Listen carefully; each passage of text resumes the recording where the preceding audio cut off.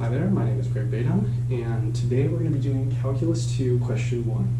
So this is basically trying to find the integral of x to the power of 5 times cosine 4x dx.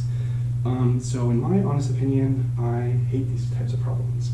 However, there's an easy way to get around them. So basically, I made the mistake of analyzing this and being like, first thing we got to do is pull out this 4x, make it a u sub.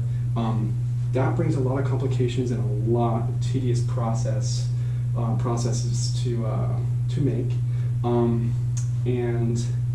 I also did integration by parts, which is like extremely tedious. So even after you substitute this to a point where you can differentiate or integrate cosine, you have to do it multiple times just to get rid of this power right here. We're going to get a long answer regardless, but there's a lot. There's a lot easier way to do it. There's an easier way to do this, and I would prefer it over the other one, like in a heartbeat. So basically, we're going to do the tabular method, and the way to do this is just by setting up a table, and we're going to have u, kind of like we would in integration by parts, dv, and our positive and negative signs over here. So we're going to have u equal to x5 and dv equal to cosine 4x dx.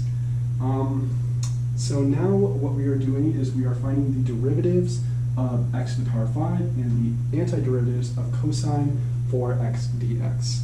So basically, when finding the antiderivative of cosine 4x, we are going to basically apply the power rule, and when you are integrating, you are going to, there's a simple way to do it. Basically, the way that the integrals go with the trigonomic functions is if you start with cosine, it goes to sine, then sine goes to negative cosine, and negative cosine goes to negative sine, and then negative sine goes to cosine, and the process will repeat itself. So using this way of looking at it, we can just simply plug in values. All we're doing is we are just dividing, because you have to divide after you integrate. We're just dividing by the inner value, which is 4. So sine 4x divided by 4, and we're going to just put like plus minus, plus minus, plus minus alternating over here. And then we're going to do negative cosine 4x divided by 16, because 4 times 4 is 16. Then we're going to do negative sine 4x times 60, or divided by 64, because 16 times 4 is 64.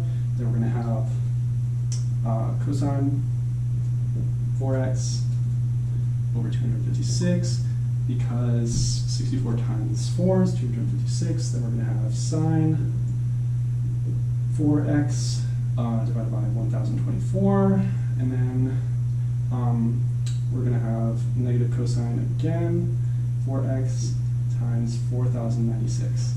So you're not actually supposed to do this category first, this column, because you are only going to be doing the tabular method up to the point where you can get rid of this derivative.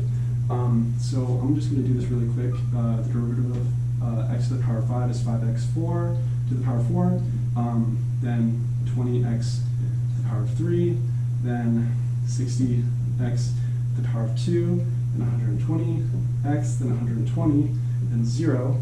So we have 5 terms that we're going to create, as well as the original term. And basically, the way that you do the tabular method is you do it diagonally.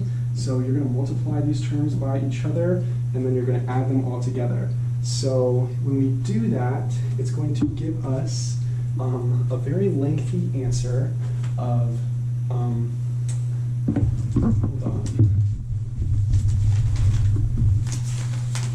1 second. A very lengthy answer of x to the power of 5 sine 4x over 4 plus 5 x to the power 4 cosine 4x over 16 minus 20x to the power 3 sine 4x over 64 minus 60 x squared cosine 4x over 256 plus 120x sine 4x over 1024 plus 120 cosine 4x over 4096. So basically, this is a good answer plus c at the end. But we can simplify it a lot further if you want to. I'm not going to go through the process of how you would simplify it. I'm just going to give you that final answer.